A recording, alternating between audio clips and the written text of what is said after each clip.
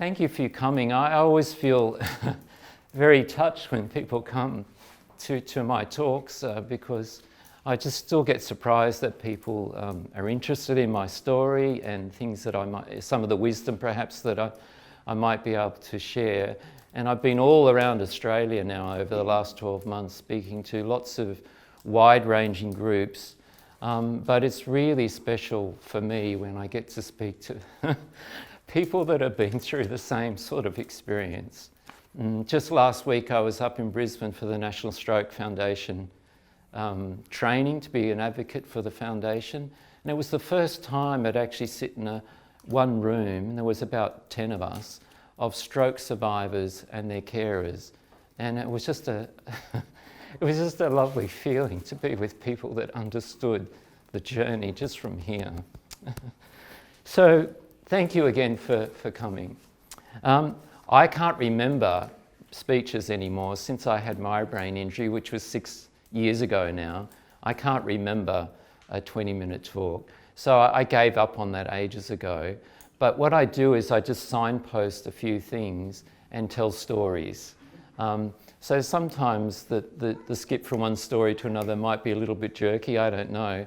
But it seems to work, and it's the best way I can do in terms of giving talks. So we're really here to talk about, I'm here to talk about disability. And I want to say that disability isn't a life sentence. In fact, it can be an opening to a new way of being. And I would describe some of my experiences and a little bit of research that I've come across in relation to that. It was just a couple of months ago, my eldest daughter, who's 19, is now studying in Melbourne. And we live in the country, and it was her first time to be living in a city, be living away from home, being studying at university. And a couple of months ago, she gave me a call and said, "Dad, I'm really struggling with my studies. I've got this 1,500-word assignment to do, and I just can't understand what I'm meant to be doing." And the more I got to talk to her, the more I realized there was a bit more going on than just not being able to read and do this assignment. There are a whole lot of things, and I won't go into them, of course, here, but she was facing some real life challenges. And at that moment, once I understood some of the details of the challenges, I said, "Hold on, just wait there." I got on the phone, I spoke to the relevant people at the university. I also spoke to some health practitioners. I didn't know any of these people, so I'm just ringing Melbourne and finding my way around. And lined up a whole lot of appointments, consultations for her to have over about 4 days. So I managed to concentrate them in 4 days, and immediately I resolved to go down and be with her. Straight away I thought, I want to be with you, because I remembered what it was like to go to all these different consultations on my own, feeling like I don't know what the hell is going on, feeling very vulnerable, very fragile. And I'm a smart guy. I was used to being able to think things through, being able to understand stuff, and it was a time in my life when I couldn't understand stuff. My brain wasn't working like it had always used to work. So I just wanted to be with her, to be with these other people that she was being with, and just to feel reassured that she was okay. So I went down and took a week off my normal work activities, and we had the most wonderful time. So we went to all the consultations, and by me being there, I could help out with a few things. And by spending time with her, I could see other needs that she had that she didn't even think to ask me about, just everyday living things that a 19-year-old needs help with. And we hung out at the zoo in Melbourne, enjoyed the meerkats, watching them rubbing their tummies and curling on the ground and running around, and did some just lovely things, went to restaurants, and I got a real sense of what her lifestyle is like now. I met some of her friends and some of her student friends and a couple of her teachers, and I just felt reassured. And she really enjoyed that time with me as well. And I want to ask you this question. I just made up this question. Why did the chicken cross the busy road? Because I made this up, so it's not very funny. because he wanted to get home. And the chicken was prepared to cross the busy road, little chicken crossing the busy road, because he wanted to get home. And we all want to get home. Think of all the things that we do to make home a place that we want to be. It's a place of shelter, it's a place of comfort, it's a place of familiarity, it's a place of food, it's a place of caring, it's so many things. And if we think of home as a metaphor for our life, like we create our life, we put all these things into our life, we create this home, this sense of familiarity, this comfort, this support. When we have a brain injury, it's like suddenly home shatters. And it's not like a physical home shattering. You know, when there's been a natural disaster and a house has been destroyed, you can go there and in one day a builder can look at the house and say, oh, well, that's damaged, but we can fix this up. Or no, we can't fix that up. It's fairly quick to assess what's working and what's not working. But when the brain goes, and it goes like that, one day it's working and one day it's not, we're dealing with a very different thing. I mean, the human brain has 86 billion neurons, and the potential for connection between all those neurons is astronomical. I think the population of the world's about 6 billion. And if all those 6 billion people went onto Facebook and became Facebook friends and started talking to one another, it would get nowhere near the complexity of communication that the human brain is capable of. So because of the complexity of our human brain, it means when something goes wrong, it takes quite a while to work out what's still working and what's been damaged. And it took me about 18 months, I reckon it's about 18 months to 2 years, after a brain injury, in my experience, to work out what still works and what doesn't work. And one of the reasons it takes so long is that after a brain injury, it's natural. We want to go back to that home that we had before. We want to go back to that life that we had before, doing the sorts of things that we did before. Why can't I do those things like I did before? That's what we want to do. It's the natural automatic reaction. But our brain won't let us do that. And so it takes at least 18 months to start to do the things that you used to do for the first time and realize, oops, oh, I can't do it like I used to, or I can't do it at all, or I have to find some new way of doing that. And in that 18 months to 2 years, I kept thinking, well, I'll go back to being this expert psychologist somehow. Maybe I need to retrain and just do some speciality. So I even thought I might go back and study neuroscience and become a neuroscientist. And I had a case manager at that time, and he investigated the course demands. And it became really clear very quickly there was no way, well, I won't say it became clear quickly, it took me a while, but he was clear about it, that I was not going to be able to do a high-level university postgraduate course, even though it was a subject I was intensely interested in.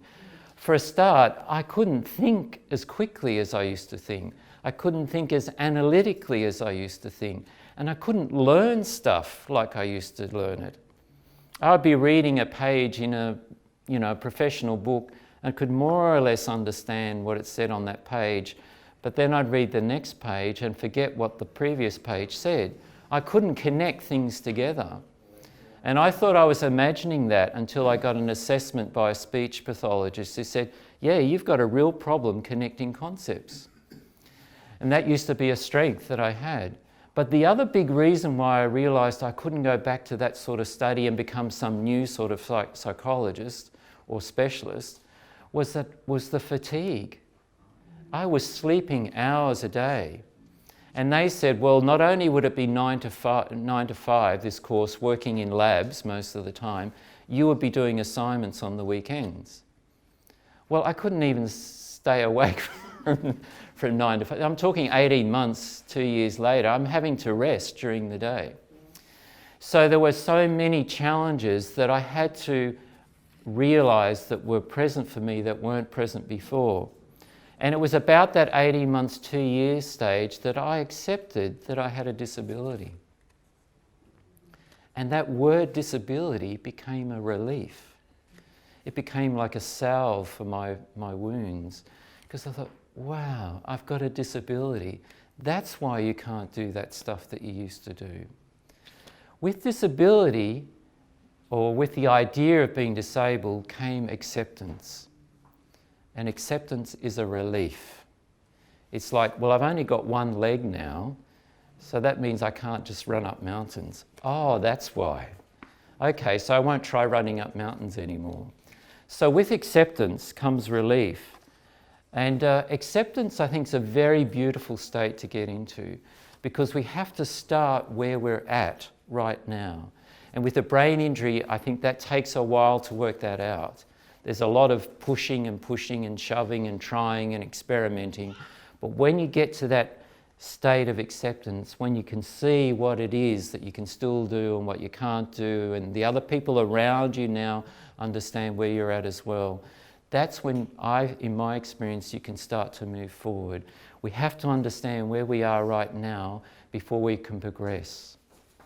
And what I noticed that with acceptance, the doors that had closed, I thought, well, they're closed now. Stop knocking on those doors of the old home that I kept trying to go back to.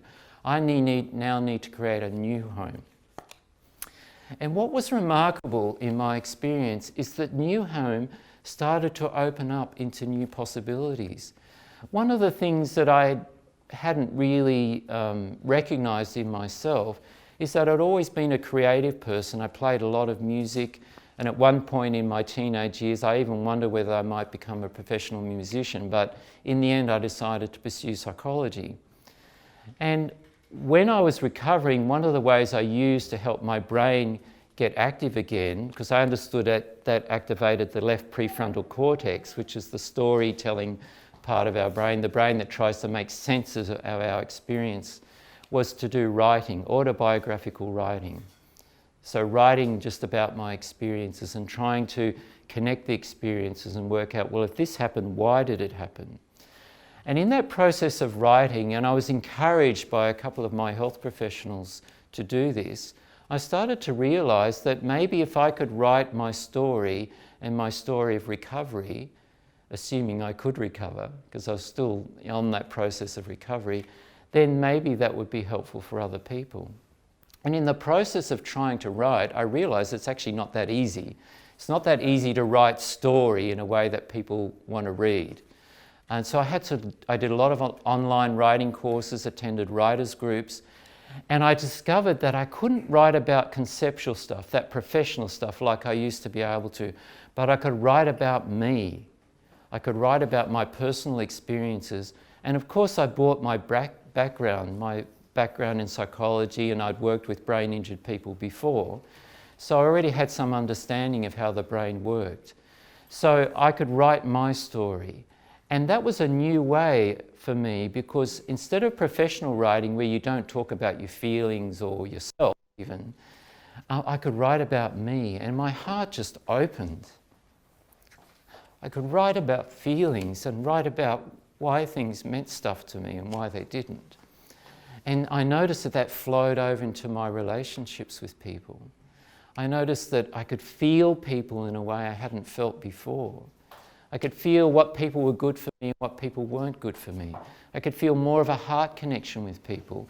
It was more like an energetic, it felt like we're trading energies. Whereas my old head self wouldn't recognize those energies so much. So wonderful things started to happen for me in terms of new opportunities, and that writing the book has led to all sorts of other opportunities as well. And now I wondered whether I was just unusual in that I was starting to become this new person with new wonderful things happening for me. And I went to a presentation recently by a researcher, and she talked about post-traumatic growth, where people have had a life shock. And she was mostly talking about life crises brought about by health problems like diagnosis of cancer or brain injury, those sorts of things. Big health stuff, health scares. And she said that researchers have found that there's a lot of growth that people experience after a shock like that, and even though there's ongoing disability. And some of the things that she said have been found to often occur for people in those states were all the things that I'd noticed had occurred for me. And number one was compassion. Number one was compassion. Just developing a much more compassionate nature. And I'd noticed that I was just much more aware of people's distress and suffering, and I would want to respond to that. I'd want to help that if I could. And she said the number one finding is that people become more compassionate. And if they've had some particular health condition, often they want to help out others that have had this health condition. But it can widen as well. And part of the reason why I've been involved in helping to set up Compassionate Mind Australia, which is sort of research type applications of compassion to producing a more caring and helping society, is just that desire to spread this idea of compassion as a healing force and something that's good for all of us in our society. So compassion and that compassionate nature can go, way beyond yourself. The other thing that she said often occurs, and this was pretty high in the findings, was a greater appreciation of the relationships that we have. And I'd noticed that my relationships, certainly my family relations, friends' relationships, had become much higher in priority for me. I just valued relationships with people a lot more and wanted to give it more time, invest more energy into it. The other thing I noticed, and she verified this, was appreciation of life, just greater appreciation for what you have. And I'd noticed that all the complicated ways that we have for trying to enjoy life became less important for me. A walk along the beach, just spending time having a cup of tea with a good friend. These were the sorts of things that I appreciated most. These were simple things. They didn't have to be complicated things. The material types of pleasures seemed far less important. The money type pleasures seemed far less important. And so an appreciation of life, what I have, a sense of gratitude, just seemed to increase. And she said this occurs often for people as well. The other finding, she said, is personal strength. When people go through a life crisis and come out the other side, is this sense, wow, I'm much stronger than I thought I was. And I now know that I can have other life crises should they come, and I feel strong now. I feel like I could get through those. And so you develop this inner confidence that you can handle what might come along. And finally, there was often spiritual growth. People asking, what's the meaning of life for me? What really is important? Is this the sort of work that I really want to do? Is this meaningful for me? What are the relationships that I have? Are they meaningful for me? What is greater good? What do I want my life to be like now and leave behind me? These sorts of questions. And she said that the people that seemed to strive most after these life crises were those who had the biggest shock. So in general, and it doesn't apply to everyone, the bigger the shock, the more people question what was important to them. She said that younger people in particular tend to show more post-traumatic growth because they don't, you know what it's like when you're young, you just think you're invincible, nothing bad could happen. But when you're young and you get one of these life shocks, it's really, really unexpected. As you get older, you expect to have some sort of illness of one sort or another. And the other factor, she said, is women more than men tend to do better after a life crisis, but she couldn't explain that. She said that, I asked her about personality traits. She said people that are a bit more open to ask for help, not sort of so self-reliant, people that are interested in new possibilities, that sort of attitude, they tend to do better as well. So it was really nice to hear this sort of research affirmation of all the things that I'd experienced myself. And if I think back to that story I told you about my daughter, it was that immediate response that I wanted to be with her, just to reduce her suffering, and that I would make time to be with her. Because previously, in my more work-focused self, I would have found it hard to justify giving up a week to go down and be with her. But no problems this time. She was more important than anything else. And you know, the little things that we didn't have to do anything really complicated. Even just riding the tram from one appointment to another seemed like fun, like something nice to be doing with her.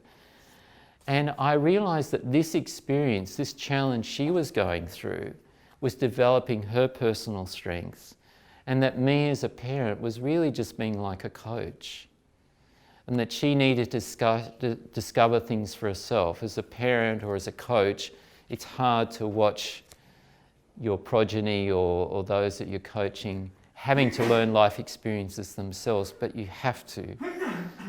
You can just provide the best advice you can. So finally, I want to say that disability is not necessarily a life sentence.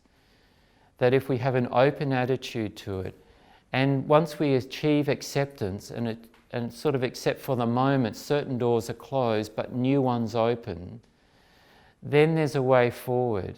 And there's a way forward that involves acceptance, compassion, patience, gratitude, new beginnings.